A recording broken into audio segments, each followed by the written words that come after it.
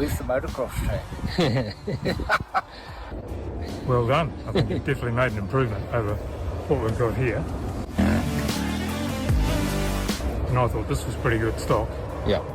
But I could feel the difference straight away.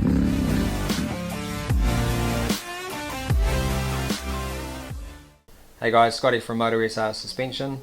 If you've been following us, you'll know we're keen adventure riders, and we love testing and developing new bikes. And since the introduction of the new CF MOTO MT 450, we've been out testing and developing this bike, and this is what we've found so far. Overall, the bike was far from terrible, but we also knew that there was lots of room for improvement. It sort of lacks progression, lacks control, and it sort of has a firm feeling, but at the same time you can blow through very easily and bottom the suspension. So okay if you're like really cruising, but we knew there was lots of room for improvement. With the rear shock, we were able to improve it massively. When you open up the rear shock, there's very little compression valving, and so the spring is doing most of the work. It is a pretty basic shock, but very tunable. We've been able to revalve the rear shock and give it more valving, so more control, and improve that shock in every way. As for the front fork, it runs a progressive spring, which is soft part into the hard part. The soft part is so soft that it basically falls into the hard part and sits on this step. We would replace it with a linear straight rate spring. What this does is holds the bike up in the travel, gives you the full use of the travel, and we can also give you the right spring rate.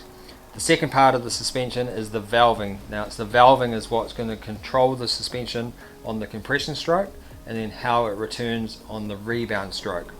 Now we have a CF Moto which is more playful, feels lighter, turns better, gets way better traction. It's just so much more fun to ride. We've got different settings available, different spring rates available for our New Zealand riders. Let's hear what they have to say about our work.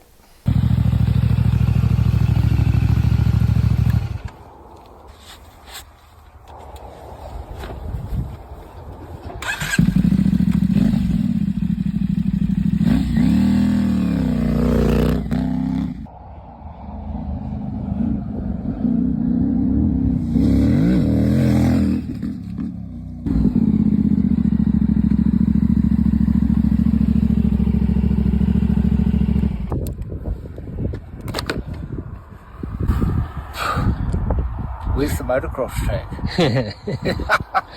How's that, Night and day, mate. Night and day. It's very, very confidence inspiring, if you can say that. You know, I feel like I just want to go quicker. Yeah. Because I know the bike can handle it. Whereas on that, you know, you can very quickly get to the limit with it, and yeah. So all in all, night and day, really.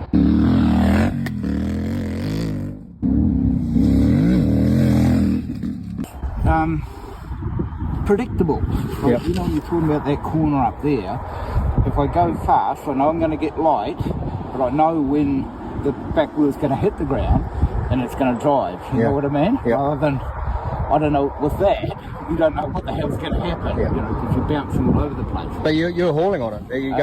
You look like you're having fun on it. Like it's way more playful, eh? Yeah. Like it's just, oh, absolutely. Yeah. I mean, I just want to keep riding. Yeah, yeah, It cool. feels so freaking good. We'll jump back on this one and have a ride then, I reckon. I don't know.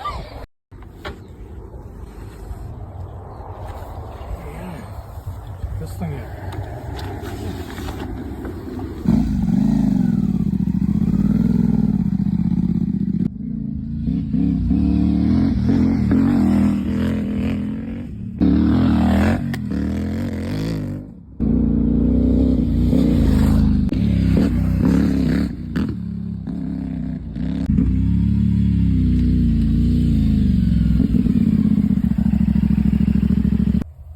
How'd you get on, Steve? Well, I just jumped on this bike that I've never ridden before, and I immediately felt the difference. More plush in the shock, and even the front was a little bit more compliant as well. So I felt like I could ride that quite a bit harder than I could my own bike with a stock suspension. So yeah, well done. I think you've definitely made an improvement over what we've got here. And I thought this was pretty good stock. Yeah.